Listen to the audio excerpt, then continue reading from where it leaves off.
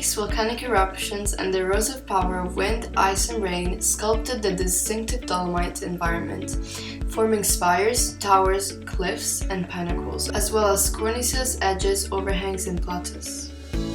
The Dolomites are estimated to be 250 million years old.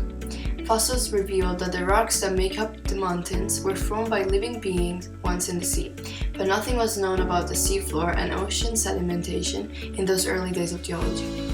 The Dolomites are located in the regions of Veneto, Trentino Alto Adige, Südtirol, and Friuli-Venezia Giulia, covering an area shared between the provinces of Belluno, Vicenza, Verona, Trentino, South Tyrol, Udine, and Pordenone. Sedimentary rocks and limestone make up the majority of them. We can barely believe that once at a time, the gigantic mountains were a massive coral reef, formed in the primordial ocean known as Tethys.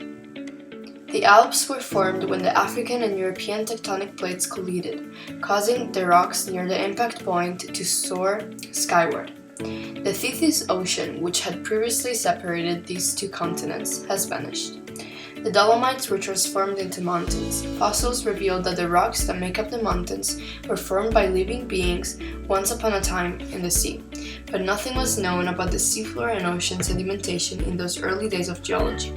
The influence of climate change, which are extreme weather events and growing hydrological instability on the landscape, continues to pose a threat to the site's assets, which is now being worsened by the construction of touristic infrastructures. The threat from tourism is still concentrated in select regions and is being closely watched, but there are plans in the works to increase skiing infrastructures, especially near some of the site's components. The degradation of the terrain caused by tourism infrastructure expansion is still under control, although it is increasing.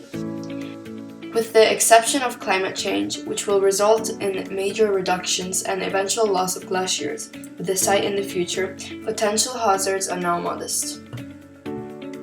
Landscape protection entails safeguarding the landscape's many components as well as the natural beauty of the landscape so that the nature maintains a perfect ecological balance between the landscape and the ecosystem.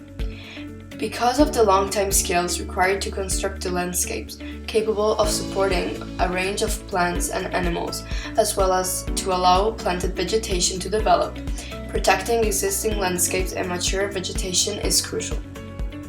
In the winter, the Dolomites are known for skiing, while in the summer and late spring, early fall, the Dolomites are known for mountain climbing, hiking, cycling, and base jumping, as well as paragliding and hang gliding. Oh well, it's time for me to jump off the cliff now. Thank you for listening. Goodbye!